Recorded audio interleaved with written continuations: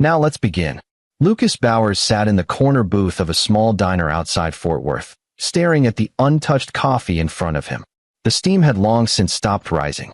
Through the grease-stained window, he watched 18-wheelers roll past on the highway, their engines growling in the Texas heat.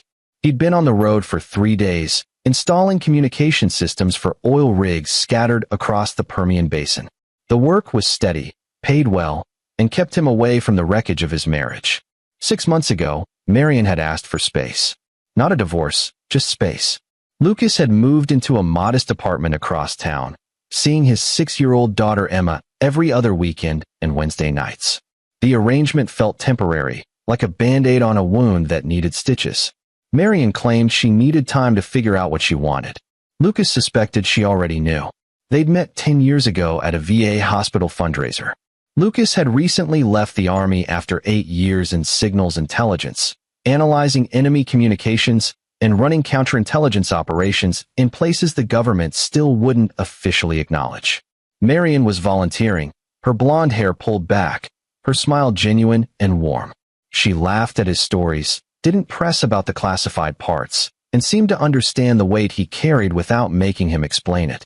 Her father, Ryan Townsend, owned 3 car dealerships in the Dallas-Fort Worth area. Ryan was the kind of man who measured success in square footage and spoke in sales pitches even at family dinners. He'd never served, never understood why Lucas chose the Army over college, and made it clear from the beginning that his daughter could have done better. Marion had brushed off her father's criticisms at first, defending Lucas with the same warmth that had drawn him to her. But somewhere between Emma's birth and the present, Marion had started hearing her father's voice more clearly than her husband's. Lucas's phone buzzed against the table. Casey Gould. The babysitter was supposed to be watching Emma tonight, while Marion attended some charity event with her father. Lucas frowned. Casey rarely called unless there was a problem. "Hey, Casey. Everything okay?" Her voice came through broken and trembling.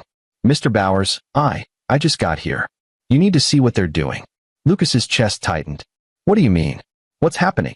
"I'm sending you a video." "I'm sorry. I'm so sorry. I didn't know what else to do." The call ended. Lucas stared at his phone, his pulse suddenly loud in his ears. The video file came through, 23 seconds long. His finger hovered over the play button for a moment before he pressed it. The camera was shaky, held low like Casey was trying to be discreet. The angle showed Marion's childhood home, the spacious living room Lucas had sat in countless times during holidays. But the furniture had been pushed aside. In the center of the hardwood floor sat a large dog crate, the kind meant for a German Shepherd or Rottweiler. Inside, curled in a ball, was Emma. She was crying, her small hands gripping the metal bars. Her princess pajamas, the ones Lucas had bought her last month, were dirty. Ryan Townsend stood over the crate, his expensive suit jacket removed, sleeves rolled up. He was attaching a padlock to the door. "You'll stay here until you call him Dad." Ryan's voice came through clearly. "Your mother and I have been patient enough." "I want my daddy," Emma sobbed. "Please, Grandpa, please." Marion walked into frame, carrying another padlock. She knelt beside the crate, her face cold in a way Lucas had never seen before.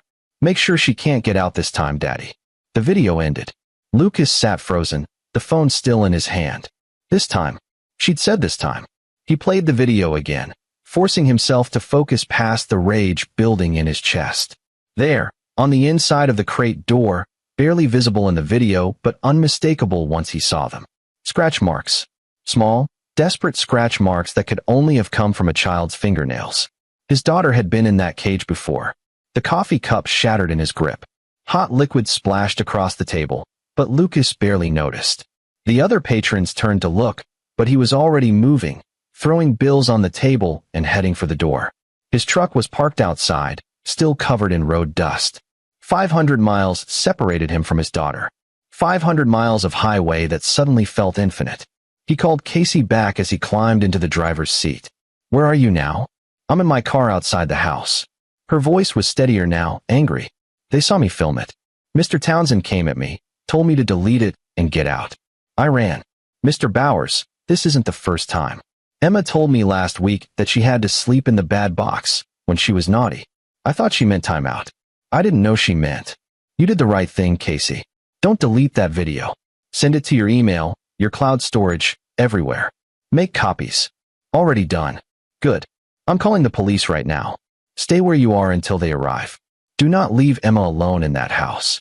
I won't. I promise. Lucas ended the call and immediately dialed 911, giving the dispatcher Marion's address, explaining what he'd witnessed in the video, demanding immediate police response for child endangerment. The dispatcher tried to keep him on the line, but Lucas hung up. The police would handle the immediate situation. But this, what Marion and Ryan had done to his daughter, what they'd apparently been doing for God knows how long. This required more than just a police report. Lucas scrolled through his contacts, past names he hadn't called in years, until he found the one he needed. Gregory Harrison. They'd served together in Germany, running operations that officially never existed. After the army, Gregory had gone to law school, then into politics, working his way up to district attorney in a neighboring county. They'd kept in touch sporadically, Christmas cards, and occasional beers when both were in town. Gregory answered on the second ring. Lucas Bowers. It's been a minute. I need your help, Greg. It's about my daughter. The easy tone vanished from Gregory's voice. Talk to me. Lucas sent him the video while he drove, speeding through the darkening Texas landscape. He explained the separation, Ryan's influence over Marion, the custody arrangement that had Emma spending increasing amounts of time with her mother and grandfather. Gregory listened without interrupting, and Lucas could hear him watching the video, the silence on the other end speaking volumes. Jesus Christ, Luke, Gregory finally said. You called the police? First call I made.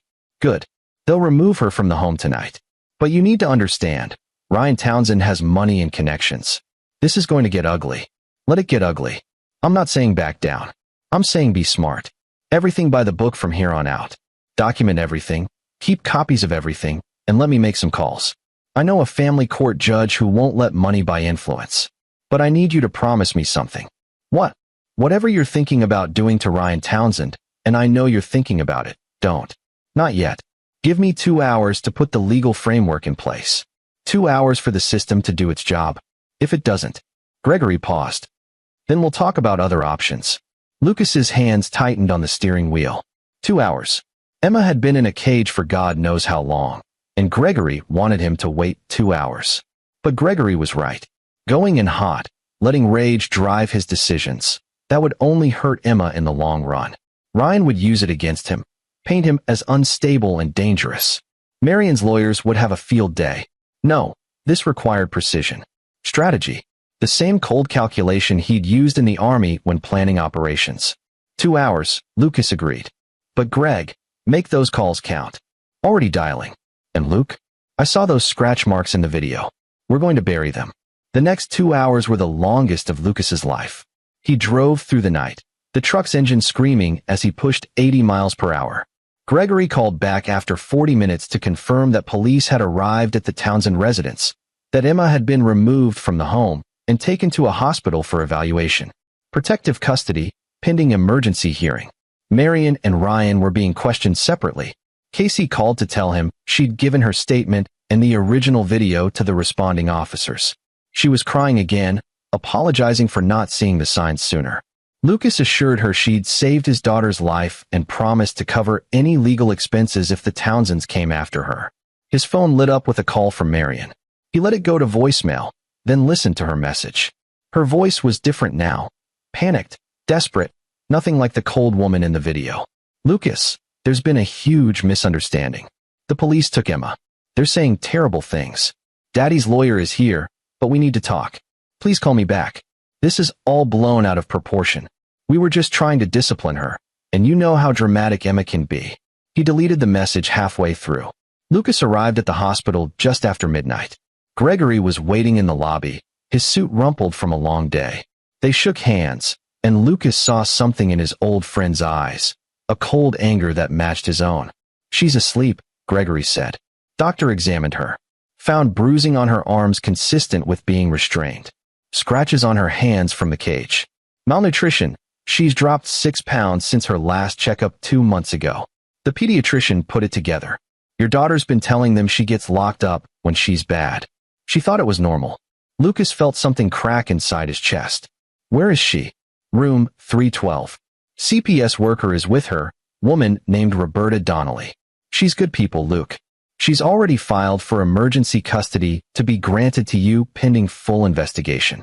Judge signed off an hour ago. They took the elevator in silence. The hallway was quiet. Only the soft beeping of monitors and the shuffle of night shift nurses. Room 312 had a small window in the door. Through it, Lucas could see Emma sleeping in the hospital bed, so small under the white sheets. A woman in her 50s sat in the chair beside her, reading a case file. Gregory knocked softly, and Roberta looked up. She stepped out into the hallway, closing the door gently behind her. "Mr. Bowers," she said, extending her hand. "I'm sorry we're meeting under these circumstances." "How is she?" "Physically, she'll recover. Emotionally." Roberta glanced back at the room. "We'll need to get her into counseling. The things she's told me about what's been happening in that house. It's systematic abuse, Mr. Bowers. Psychological torture. Your wife and her father have been trying to erase you from your daughter's life. Forcing her to call Marion's boyfriend Dad, punishing her when she asks about you, isolating her from anything that reminds her of you." "Boyfriend?" Lucas looked at Gregory. His friend nodded grimly.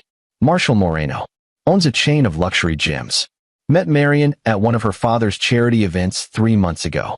According to the officer who took Marion's statement, she and Moreno have been planning to get married. They wanted Emma to accept him as her new father before filing for divorce and full custody. The pieces fell into place. Marion's requests for space, her father's increasing involvement in Emma's life, the way custody had slowly shifted until Lucas barely saw his daughter. This hadn't been a separation. It had been a calculated plan to replace him. "Can I see her?" Lucas asked. Roberta nodded. "Just don't wake her. She needs rest." Lucas entered the room alone. Up close, Emma looked even smaller. There was a bruise on her forearm, purple against her pale skin. Her blonde hair, Marion's hair, was tangled and unwashed. Her face, even in sleep, held traces of fear. He pulled the chair closer and sat down, careful not to make noise. This was his daughter. The little girl who used to climb into his lap during thunderstorms, who made him tea parties with her stuffed animals, who told him she wanted to be a soldier like Daddy when she grew up. Marion and Ryan had tried to break her, to reshape her into someone who would forget her own father. They had failed. Emma had endured. She hadn't given in. Lucas gently touched her hand, and Emma's eyes fluttered open. For a moment, she looked confused, then frightened. Then she saw his face. "Daddy, hey, sweetheart. I'm here." Emma burst into tears, reaching for him with desperate arms. Lucas gathered her up, holding her close while she sobbed into his shoulder. She was so light, too light. He could feel her ribs. "I didn't call him Dad," she hiccuped. "I told them no. I wanted you. But they said you didn't want me anymore, that you left because I was bad." "Emma, look at me." Lucas pulled back enough to see her face. "I never left you. I never stopped wanting you. And you are not bad. You are perfect. Do you understand? Perfect." Grandpa said. "Grandpa was wrong. Everything he told you was a lie. I love you more than anything in this world. Nothing will ever change that." Emma clung to him, and Lucas felt her small body gradually relax as the terror drained away. Roberta stood in the doorway, giving them privacy, but Lucas could see her wiping her eyes. By 3 in the morning, Emma had fallen back asleep in Lucas's arms. Roberta had arranged for him to stay in the room, and Gregory had headed home to prepare for the emergency custody hearing scheduled for later that morning. Lucas sat in the chair, watching Emma breathe, thinking about everything Gregory had told him. Marion and Ryan had been released after questioning. No immediate charges. The district attorney's office was building a case, but these things took time. Ryan's lawyer, some expensive shark from Dallas, was already spinning the story. Discipline gone too far. Misunderstanding. The stress of the separation. Character witnesses lined up to talk about what a devoted grandfather Ryan was, what a loving mother Marion had always been. Marshall Moreno had been at the house when police arrived. He'd claimed ignorance, said he had no idea about the cage, that he'd only been there for dinner. The police had no evidence to contradict him. Lucas knew how this would play out. Ryan would throw money at the problem. High-powered lawyers, expert witnesses, private investigators to dig up dirt on Lucas's past. They'd paint him as an unstable veteran, unemployed, living in a cheap apartment, questioning his ability to care for a child. Marion would cry on the stand, talk about postpartum depression and her father's overbearing influence. They'd minimize, justify, and deflect. The system would grind slowly forward, and in 6 months, maybe a year, there might be consequences. Probation, supervised visitation, therapy requirements. Nothing that would truly make them pay for what they'd done to Emma. Unless Lucas made sure they paid. His phone buzzed with a text from Gregory. Hearing at 10 a.m. Judge Clarence's house. He's fair but thorough. Bring documentation of everything. Also, found something interesting about Ryan Townsend. Call me in the morning. Lucas looked down at Emma, sleeping peacefully for the first time in months. She deserved better than watching her father play nice while her abusers walked free. She deserved justice. He thought about his years in Army intelligence, the operations he'd run, the enemies he'd helped dismantle. There was a particular satisfaction in watching someone destroy themselves with their own weapons, in turning their strengths into fatal weaknesses. Ryan Townsend was a predator who used money and influence to hurt people. Marshall Moreno was a narcissist who craved status and admiration. Marion was a coward who followed whoever held power. They tried to break Emma. Now Lucas would break them. But first, the custody hearing. Everything by the book, just as Gregory had advised. Let the system do its job, establish his rights, protect his daughter legally. Then, once Emma was safe, he'd show Ryan Townsend what happened when you put a 6-year-old girl in a cage. The nurse came in at dawn to check Emma's vitals. She woke up gradually, confused by the hospital room until she saw Lucas still sitting beside her. She reached for his hand, and he held it while the nurse worked, reassuring her that everything was okay. Am I in trouble? Emma asked in a small voice. No, baby. You're not in trouble. You didn't do anything wrong. Grandpa said if I told anyone about the bad box, something terrible would happen. Lucas felt rage surge through him again, but he kept his voice calm. Grandpa was wrong. You're safe now. You're going to stay with me, and nobody is going to hurt you anymore. Promise. I promise. The custody hearing was exactly what Gregory had predicted, thorough and fair. Judge Clarence's house was in his 60s, with steel gray hair and sharp eyes that seemed to see through every word spoken in his courtroom. He'd reviewed the video evidence, read the police reports and hospital evaluations, and listened to testimony from Casey Gould, Roberta Donnelly, and the responding officers. Ryan's lawyer tried to spin it as a one-time incident, stressed that Ryan had no prior CPS involvement and a spotless record in the community. Marion testified that she'd been under tremendous stress, that she never meant to hurt Emma, that the cage had only been used twice as a last resort when timeouts weren't working. Judge House listened impassively, then asked to speak to Emma privately in his chambers. She came out 20 minutes later holding the bailiff's hand, and Judge House returned to the bench with an expression that made Ryan's lawyer shut up mid-sentence. Emergency custody is granted to Lucas Bowers, effective immediately, Judge House said. Marion Townsend will have supervised visitation only, pending completion of psychiatric evaluation and parenting classes. Ryan Townsend is prohibited from any contact with the minor child. This court is also referring this matter to the district attorney for criminal investigation. We're adjourned. Ryan stood up, his face red. This is ridiculous. That girl is being coached.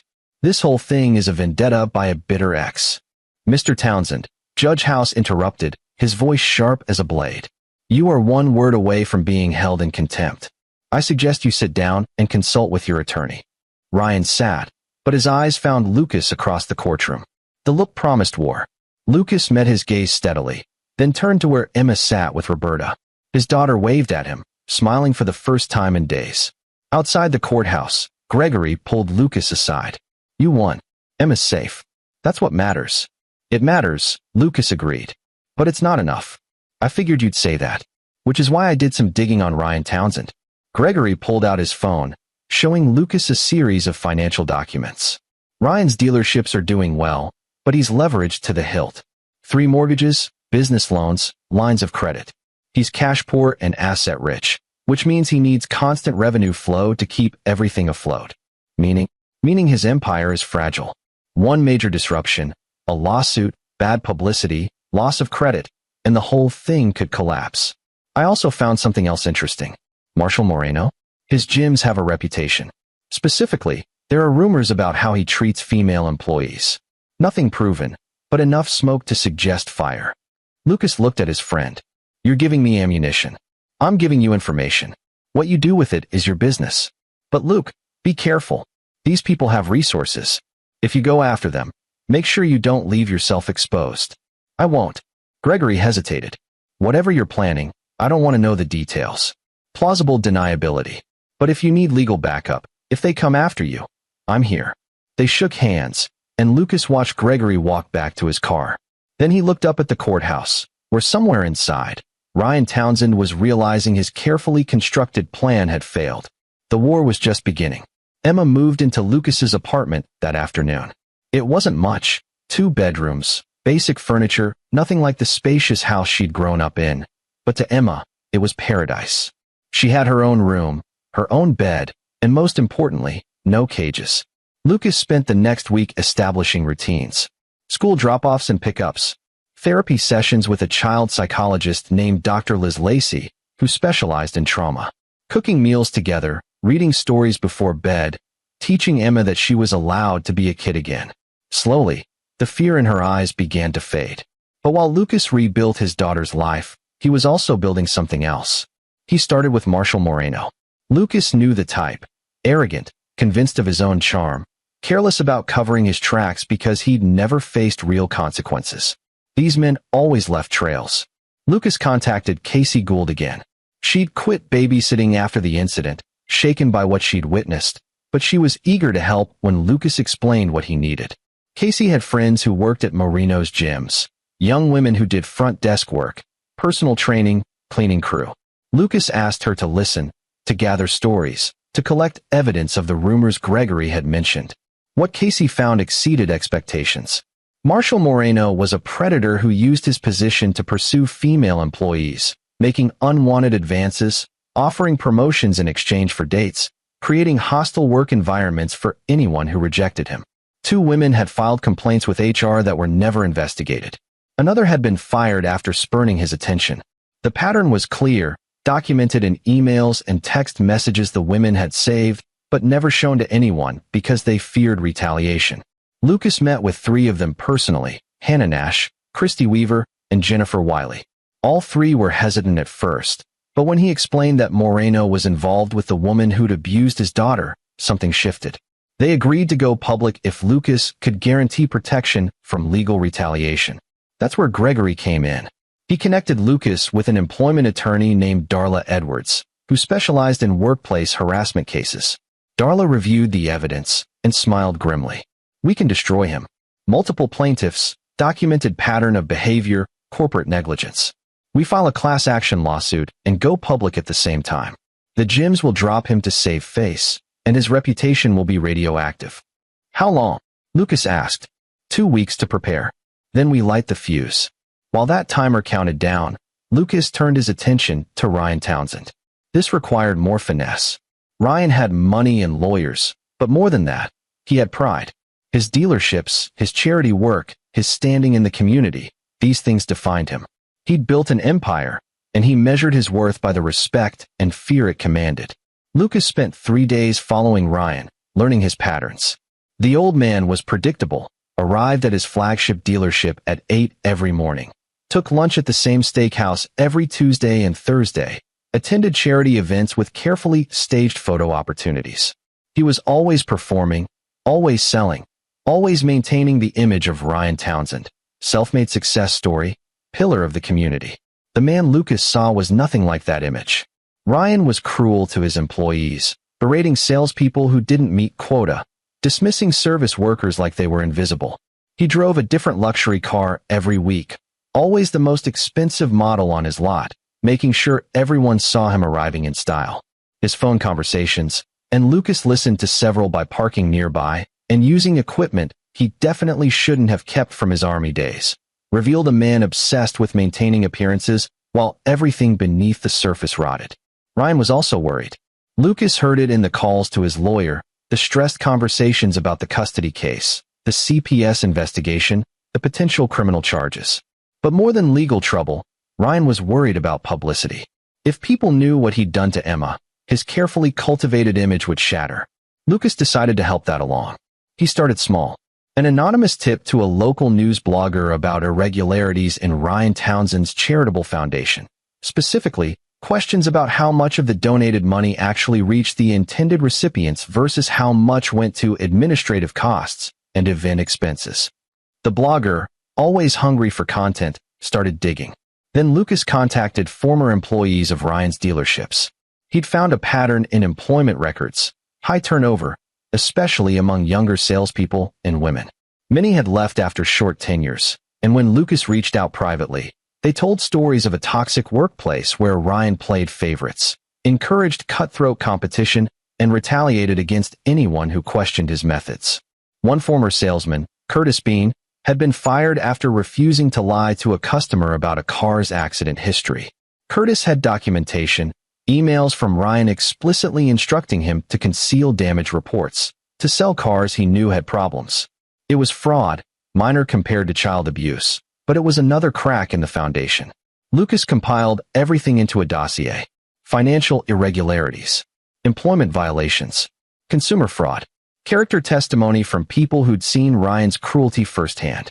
He sent copies to the news blogger, the Better Business Bureau, the State Attorney General's Consumer Protection Division, and several local newspapers. Then he waited. The Marshall Moreno story broke first. Darla Edwards held a press conference with Hannah Nash, Christy Weaver, and Jennifer Wiley standing beside her. They read prepared statements describing years of sexual harassment and workplace retaliation at Moreno's gyms. By the end of the day, 2 more women had come forward. By the end of the week, it was 7. Moreno's gyms went into crisis mode. Corporate headquarters issued a statement placing Moreno on indefinite administrative leave pending investigation. Within 48 hours, he'd resigned. Within a week, 3 of his gym locations had closed, the franchises unable to weather the publicity storm. His social media accounts, previously full of motivational quotes and shirtless selfies, went dark. Marion called Lucas 15 times that day. He didn't answer. She left voicemails, each more desperate than the last. Marshall was ruined, she said. His business was collapsing. The media was calling him a predator. She needed Lucas to understand that she'd made a mistake, that Marshall had fooled her too, that she wanted to work things out for Emma's sake. Lucas listened to one message all the way through, then blocked her number. The Ryan Townsend story took longer to build, but hit harder when it landed.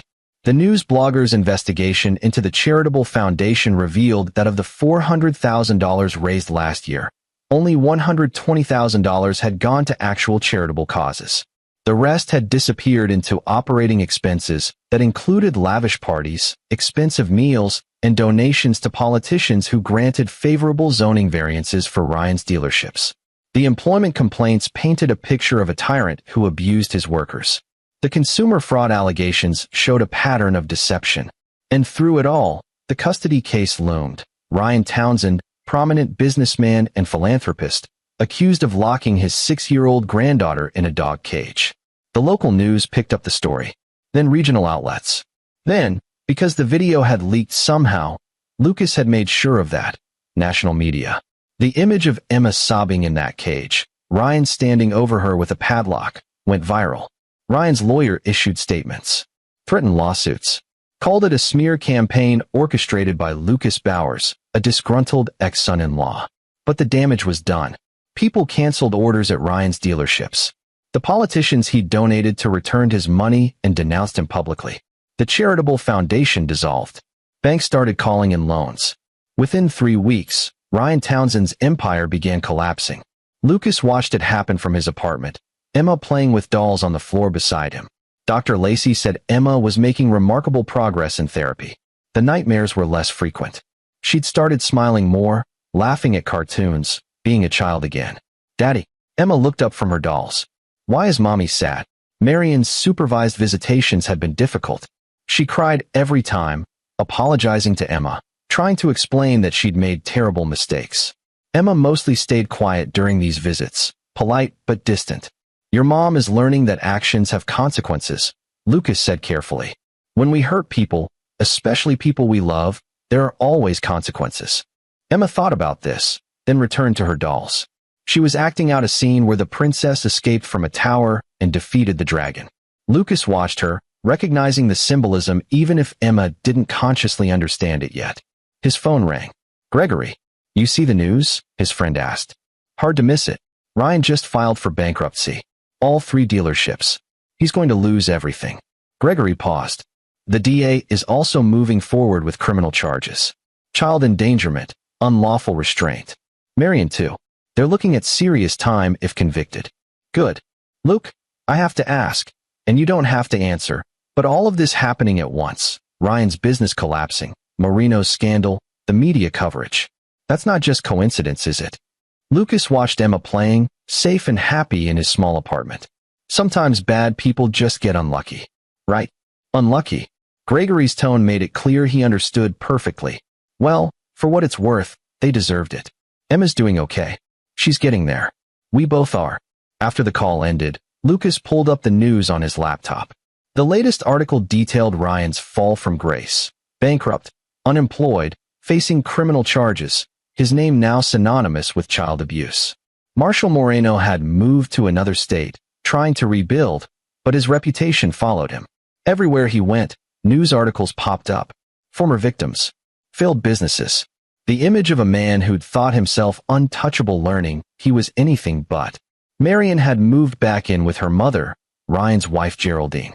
Geraldine had filed for divorce, taking what little remained of Ryan's assets. Marion was working as a receptionist at a dental office, her social circle having evaporated once the scandal broke. She faced trial in 4 months. Everything Lucas had planned had worked. He'd used their own weapons against them. Ryan's pride and public image, Marino's predatory behavior, Marion's weakness for whoever held power. He'd been patient, methodical, and ruthless. And he'd done it all while maintaining plausible deniability, never directly breaking any laws, just exposing truths that others had worked to hide. 6 months after the custody hearing, Lucas stood in another courtroom. This time, it was criminal court, and Marion sat at the defendant's table with her court-appointed attorney. Ryan was beside her, looking 20 years older than the last time Lucas had seen him.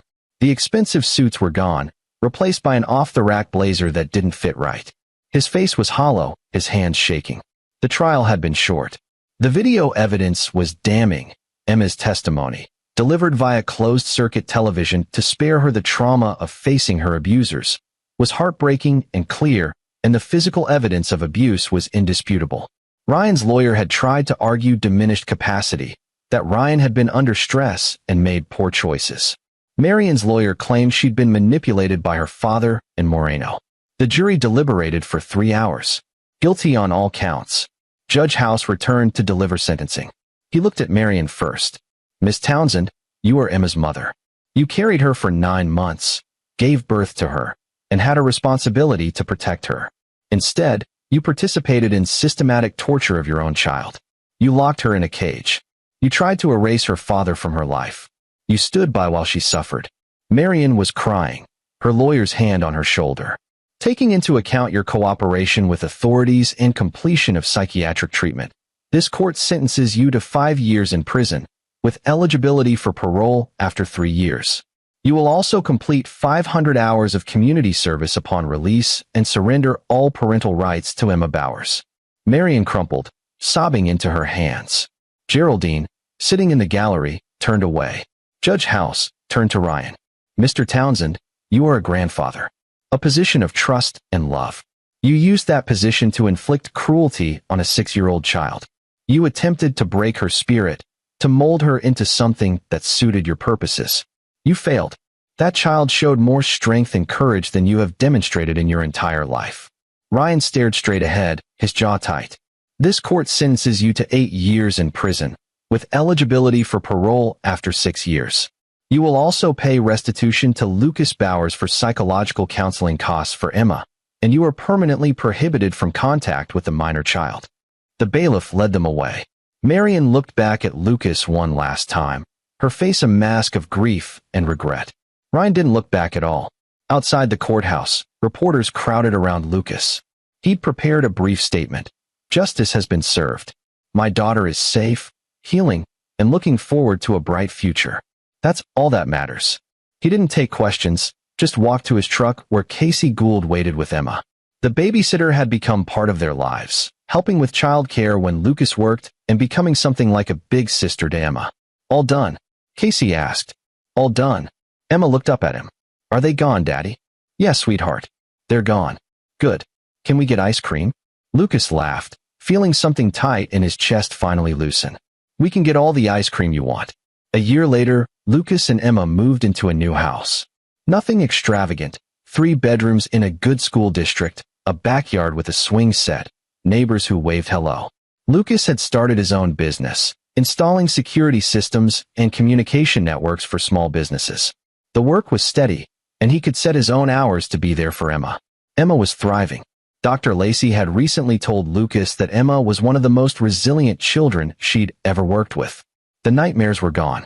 Emma had friends at school, was doing well in her classes, and had recently joined a soccer team. She talked about the cage sometimes, but in the past tense, something that had happened to her but didn't define her. On Saturday mornings, they had breakfast at the diner where Lucas had received Casey's call. The same booth, the same pancakes, but everything was different now. Emma would chatter about school, her friends, the book she was reading. Lucas would listen and watch his daughter be a kid, something so simple that Marion and Ryan had tried to take away. Gregory came by for dinner once a month, bringing his wife and 2 kids. Emma adored them, loved having playmates, and the adults would sit on the back porch while the kids played, talking about everything and nothing. You ever regret it? Gregory asked one evening, watching the sunset. What you did to Ryan and Moreno. How you took them apart. Lucas thought about it. Ryan was in prison, his empire gone, his name ruined. Marshall Moreno was broke and unemployable, living in a studio apartment and working part-time at a gym he used to own. Marion was also in prison, serving her sentence, writing letters to Emma that Lucas kept in a box unopened because Emma had said she didn't want to read them yet. No, Lucas said. They tried to destroy my daughter. They deserved worse than what they got. You're probably right. Gregory took a sip of his beer. For what it's worth, I'm glad you called me that night. Glad I could help. You saved Emma's life. I'll never forget that. They sat in comfortable silence, listening to the kids playing. Emma's laughter rang out, clear and bright, and Lucas thought about how close he'd come to losing this, to losing her. The revenge had been sweet, watching his enemies fall, but this was better. This was Emma running through the yard, safe and happy. This was tucking her into bed at night, without worrying someone would hurt her. This was being the father she deserved. Ryan and Marion had tried to break his daughter. Instead, they'd broken themselves. And Lucas had made sure of it. 2 years after the trial, Emma asked about her mother. They were doing homework together at the kitchen table, and out of nowhere, she said, "Do you think Mom is sorry?" Lucas carefully set down the math worksheet they'd been reviewing. "I think she is, yes. Dr. Lacey says I can write to her if I want. That it might help me." Emma fidgeted with her pencil. "But I don't know what to say." "You don't have to write if you're not ready." "I know. But maybe." Emma looked up at him with Marion's blue eyes. "Maybe I want to understand why. Why she did it. Why she let Grandpa hurt me." Lucas had dreaded this conversation, but he'd also prepared for it with Dr. Lacey's guidance. Sometimes people make terrible choices because they're scared or weak or confused. Your mom let other people control her decisions instead of listening to her own heart. She chose wrong, and she's paying for that now. Did you make her pay for it? Emma asked. The question was direct, perceptive beyond her 8 years. What makes you ask that? Casey told me that Grandpa's business fell apart right after the trial. That Mr. Moreno lost everything. She said it was karma, but I looked up karma, and it's about the universe making things right. This felt different, like someone made it happen. Lucas looked at his daughter, his smart, observant, incredible daughter, and decided she deserved honesty. Your mom and Grandpa and Mr. Moreno hurt you. The law punished them, but I wanted to make sure they couldn't hurt anyone else again. So yes, I helped make sure their bad choices had consequences. Emma thought about this, turning her pencil over in her small hands. Did it make you feel better? It made me feel like I'd protected you. That's what mattered. Okay. Emma returned to her homework. I think I'll write to Mom, but not to forgive her, just to tell her I'm okay without her. That sounds like a good choice, sweetheart. Later that night, after Emma was asleep, Lucas stood in her doorway watching her breathe. The little girl who'd been locked in a cage was now thriving, finding her own strength, making her own choices. She would always carry scars from what Marion and Ryan had done, but those scars hadn't broken her. If anything, they'd made her stronger. Lucas thought about the man he'd been 2 years ago, the estranged husband living in a cheap apartment, driving highways for work, unaware that his daughter was being tortured. He thought about the rage that had consumed him when he saw that video, the cold calculation with which he dismantled his enemies' lives. He didn't regret a single thing. Some people believed in turning the other cheek, in forgiveness, in letting the system handle justice. Lucas believed in protecting his daughter by any means necessary. The system had helped Judge House, Gregory, Roberta Donnelly, all the people who'd done their jobs well. But the system alone wouldn't have been enough. Ryan had too much money, too many connections. Without Lucas's intervention, Ryan might have gotten probation, Marion might have regained partial custody, and Emma would still be trapped in that nightmare. Instead, they were here. Safe. Free. Happy. The ending wasn't tied up in a neat bow. Marion would get out of prison eventually. Ryan too. Emma would continue therapy, would continue processing trauma that should never have happened. There would be hard days ahead, difficult conversations, moments when the past resurface. But Emma would face those challenges as a strong, loved child with a father who would never let anyone hurt her again. And if someone tried, Lucas would make sure they learned the same lesson Ryan Townsend and Marshall Moreno had learned. Some fathers don't just protect their children. They make examples of anyone foolish enough to threaten them. Emma stirred in her sleep, a small smile crossing her face. Lucas quietly closed her door and walked to his office. There, in the bottom drawer of his desk, he kept a folder. Inside were all the letters Marion had written to Emma, unopened, preserved, waiting for the day when Emma decided she was ready to read them. There was also a newspaper clipping about Ryan's bankruptcy, a printed article about Marshall Moreno's fall from grace, and a copy of the original video Casey had sent. Lucas looked at these pieces of the past, reminders of the war he'd fought and won. Then he closed the folder and locked the drawer. The war was over. His daughter was safe. And that was the only ending that mattered. This is where our story comes to an end. Share your thoughts in the comments section. Thanks for your time. If you enjoy this story, please subscribe to this channel. Click on the video you see on the screen, and I will see you there.